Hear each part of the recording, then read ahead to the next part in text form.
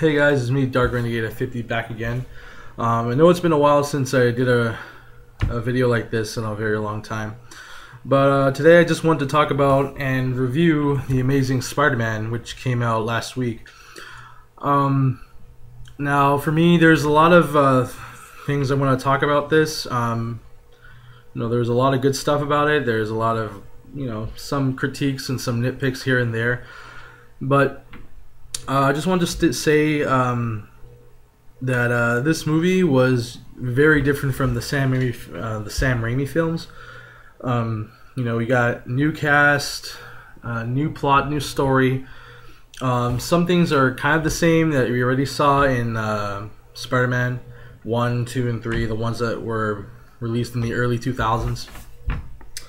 But this one, however, is a little different, and I was really surprised on what I saw.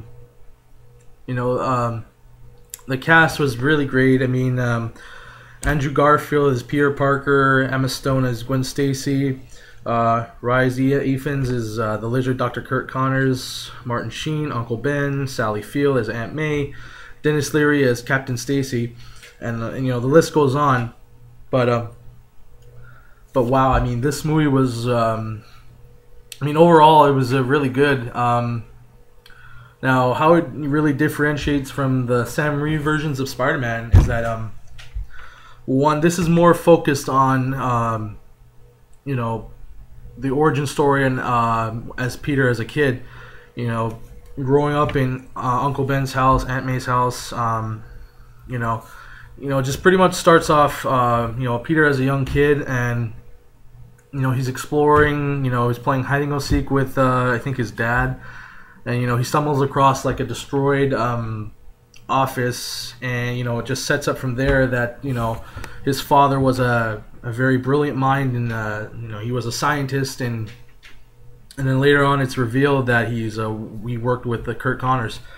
Now, Andrew Garfield as Peter Parker, he really does pull it off. For me, however, as Spider-Man, it's a little very different from how Tobey Maguire played as Spider-Man in the Sam Raimi films. In this movie, he's more very serious, a more very aggressive type of Spider-Man. And, you see that in the film. He's not really that much of a jokester like the one, the films before. He's just a more serious Spider-Man. He's out to look for Uncle Ben's killer. In the movie, Uncle Ben does die, so of course. Now the way he gets his spider powers is that in the Sam Raimi films. He just goes on a field trip with Mary Jane and Harry Osborn, and they're at the science exhibition. I don't really remember if they were at Oscorp. I don't think they were. No, I don't really think so. But in this film, the way how Peter Parker gets his powers is that he's in Oscorp. He's with he's getting to know Gwen Stacy, Emma Stone, and he just. Being the nerd that he is, he's able to breach in their security rooms, and he discovers this laboratory or this experiment room where they're genetically altering spiders, and he messes around with the webbing or whatever, and all these spiders comes down on him, and he doesn't know it, but there's a spider, he bites him at the back of the neck. But what I found interesting is that the spider actually used his stinger to sting him on the back of his neck, and the one in Spider-Man 1 back in 2002, he gets bitten right on his hand. So that's just a little minor difference. As for the web shooters, he just it's just like in the comics. He basically builds them. He basically orders supplies from Oscorp, I guess, and he just constructs it out of using wristwatches. And I thought that was pretty cool, just the way how they finally were able to transition from organic webbing to mechanical webbing, just having the web shooters and everything. But I gotta say, once again, that Andrew Garfield, he really did pull off a great Peter Parker in my book. But at this point, I don't know who's better in terms of Spider-Man. I'm still deciding on whether it's Tobey Maguire or Andrew Garfield. But overall, like, you know, this movie is fucking amazing. It's great. It's really a great Marvel movie to watch. But it's not as great as the Avengers, because the Avengers for me was just number one, and Amazing Spider-Man is at like just close to second to going over as first place in my book. Now, Emma Stone. Now, she really did a good job as Gwen Stacy. The look of her and just the way how they gave her that, her trademark headband, her black headband on her hair was just great. I mean, she just played the role perfectly. Now, as her, her father in the movie, played by Dennis Leary, he did a really good job as Captain Stacy. Trying to stop Spider-Man, he's thinking he's a vigilante and all that, and, just taking command of the cop force in New York City. He did a swell job of playing that role. Now, I gotta say another thing, for Uncle Ben, which is played by Martin Sheen. He really did well. I think he did way better than the Sam Raimi version of Spider-Man 1 and 2, 3, whenever he made the cameos in those movies. He really had a lot of, you got to see him more in this movie. He's just pretty much just in Peter's case, because, he thinks he's always getting into fights, and he's sick and tired of, Peter's not taking, his orders seriously, like, do this for your Aunt May, pick her up, get her eggs and all that. He's just has too much on his mind, and everything. But I do like the way how he got killed off, because, in the Sam Raimi films, they almost got it right until they completely fucked it up with the Sandman origin and all that. But in this one, they got it kind of right. But even though it's not really as close to the comic books, it's at least better, in my opinion, than what we got in the Sam Raimi films before.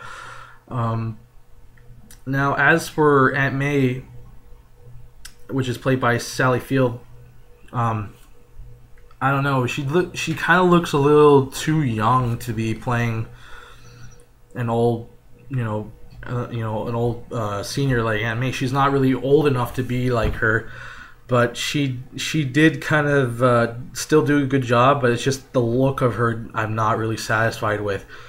But I guess over time, maybe if they make a sequel, she might get older and might look, she'll probably have more gray hair, and all that. But just her visual appearance throughout the movie, I just didn't think it was that. It didn't look Aunt May-ish enough to me.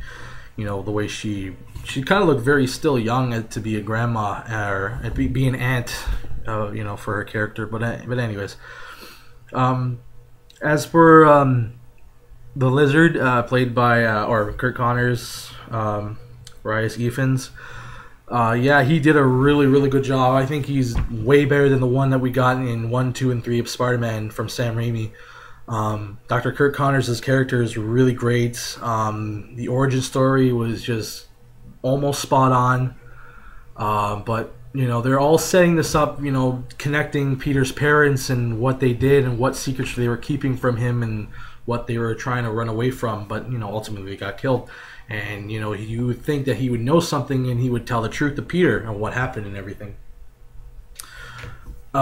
So as Kurt Connors, he really does a good job, and I love it. I just love his character in the movie. However, unfortunately, the Lizard, his CGI in the movie, I don't know. I'm really what ifs about it. Like, I'm really iffy. And why? And I say that because, like, the way he looks, his face, and, as a lizard, it just looks kind of fucked up. He's like a cross between Megabyte from Reboot and one of the Goombas from Super Mario, the live action movie. He did talk, but it's just, I don't know. As the Lizard, it just wasn't really decent enough, and it didn't even work for me. But he was still there. He was the main villain. I mean, don't get me wrong. They you know, the only thing I can give, you know, a positive for him for the Lizard is that he did have good fight scenes with Spider-Man, um, and they pulled it off really well with the CGI and everything. And overall, the costume for Spider-Man, I think it's just more too kind of jumpsuity, but it gets the job done, you know, with the classic red and blue, and now you got the web shooters and everything. And a lot of problems that people are kind of complaining about is that Spider-Man has, you know, the gold eyes, you know, the golden visors on his eyes or whatever, and it's not the traditional white eyes that we're all used to. But I gotta say, for the Spider-Man suit in this movie, it's decent but not perfect at the same time. I prefer the Spider-Man suit in the Sam Raimi films a lot more, but this one is just more mainstream type of Spider-Man to me in a way, or just more kind of a little, you know, they're gonna try to make it overrated and try to make it, you know, this type of Spider-Man that we should get all used to and everything, you know, with the suit, the attitude. Another thing I gotta say, Spider-Man, Andrew Garfield playing a Spider-Man. They did some pretty good scenes with him swinging by. I mean, a lot of it was shot for real, so you actually got to see him web sling, you know, throughout New York and everything like that. And most of it was CGI, but still, it's really good and just top notch. Yeah, I mean, I'm really hoping that we might get a sequel. I'm just still waiting that, you know, we're gonna get some Venom news, because there is going to be a Venom movie coming out, and hopefully it will tie into this Spider-Man series that we're introduced now. But another spoiler, at the end of the movie, I mean, before I get to that, overall the movie is great, but it's just not as great as the Avengers, I gotta say. I mean, I gotta obviously put this at a easy second in my book for this year's summer blockbusters that are coming out.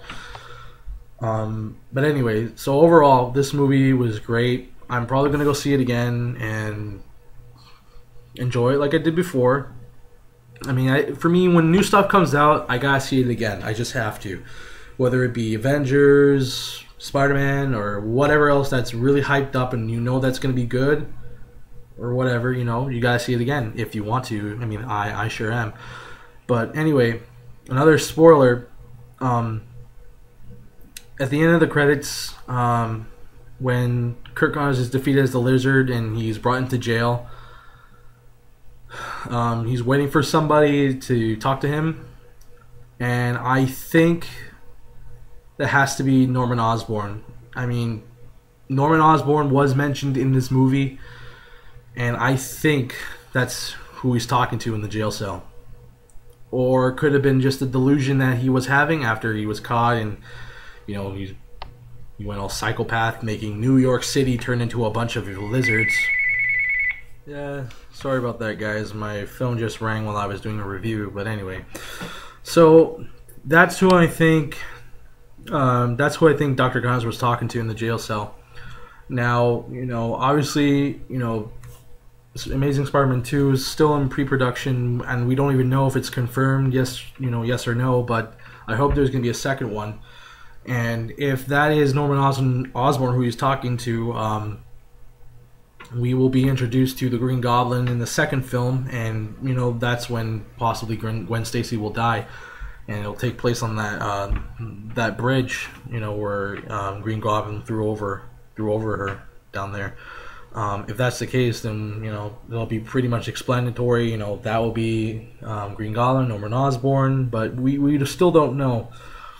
I mean, there's still other villains that still haven't even gotten, you know, a chance to be in a Spider-Man film, so I wouldn't be surprised if they bring in Scorpion, Shocker, I don't know. But also, I forgot to mention that even in the movie Spider-Man, Peter Parker, he's hunting down the bandit who killed Uncle Ben, and I'm pretty sure he's going to probably confront him in the next film and kills him, or turns him over to the police. But he's always looking at the thieves and seeing if they have like a black star or something that's tattooed over here, because he's been looking all over throughout the movie for this guy. But that's another thing. In the movie, he's looking for the criminal, and then he kind of stops for that for a while, and then and then he just starts looking, finding Kurt Connors to stop him from turning New York City into a bunch of like, lizards. I didn't really get that whole plot scene. I mean, the plot for him, for the lizard just turning everyone in New York City into lizards was just, I don't know. I didn't really know what to make of that, but overall, I enjoyed the film, and it's pretty much my most second favorite movie of this year, next to the Avengers. Now, before I finish this review, I will be doing a review on The Dark Knight Rises. Now, this movie is getting hyped up a lot, and it's going to be really different.